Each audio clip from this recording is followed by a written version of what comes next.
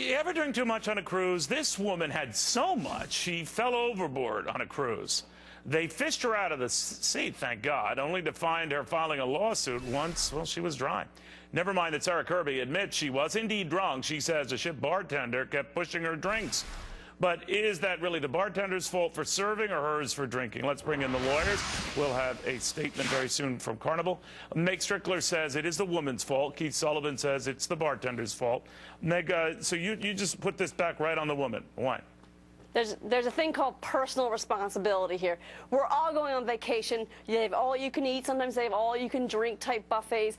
Most of us can handle what we do, and we don't accidentally slip off the ground, as the complaint says, and fall off the balcony.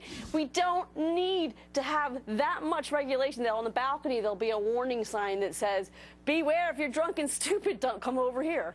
All right. Silly. She makes sense here, Keith. I mean, it's on the woman for getting drunk, isn't it? Well, there's also something called corporate responsibility.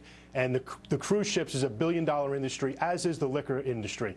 And these bartenders, these people who work in this industry, they're trained in how to spot and identify individuals who are over-consuming. And you have to stop serving them at that point in time. They're making millions of dollars off of these individuals, and they have to protect them from themselves and protect us in society from these people who get inebriated and cause accidents. But it's vacation time. I don't want some regulator coming to me and saying, you had your 2.5 drinks for the past 3 hours. Stop. It's your vacation. Some of us need to be responsible here.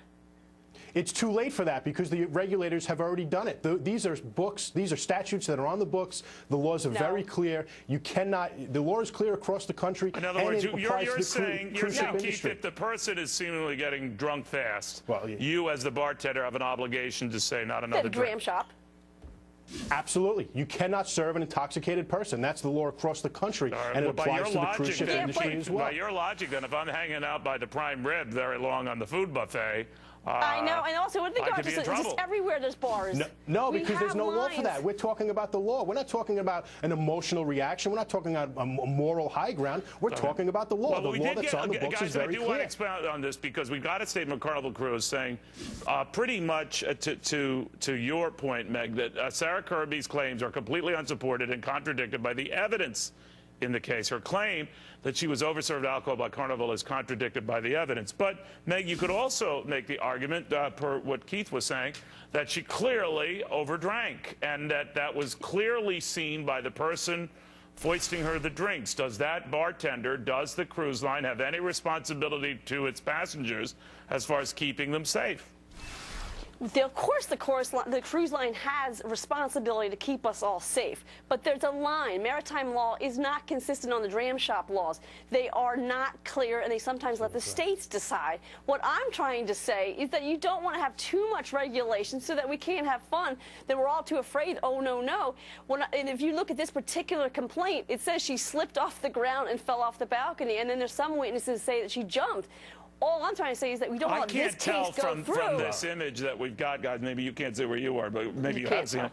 I can't see whether she's jumping or just tripping. It leads to me like she's leaning over and falling, but that's just me. But, Keith, what if she jumped herself and thought she was super... Either way, you're saying it's a condition that was brought on by drinking too much.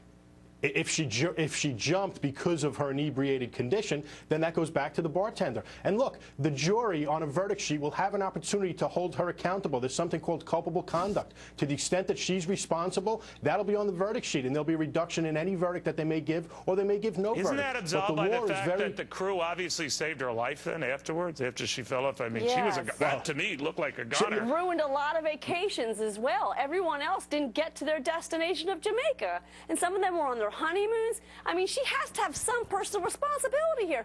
Many people drink. Most of us don't get so drunk that we fall off balconies. In fact, there's like 1 in like 1.5 million people that are on these cruises fall off the balconies. It doesn't happen. You know what I like about you, Meg? You make the argument. What an inconvenience! Now we have to stop and rescue this woman, or we'll never get to Jamaica. Yeah, it took them 90 minutes to decide we're going to go back and rescue her. That's pretty interesting unto itself. All right, guys, thank you both very, very much. In the meantime, miss the Netflix boat?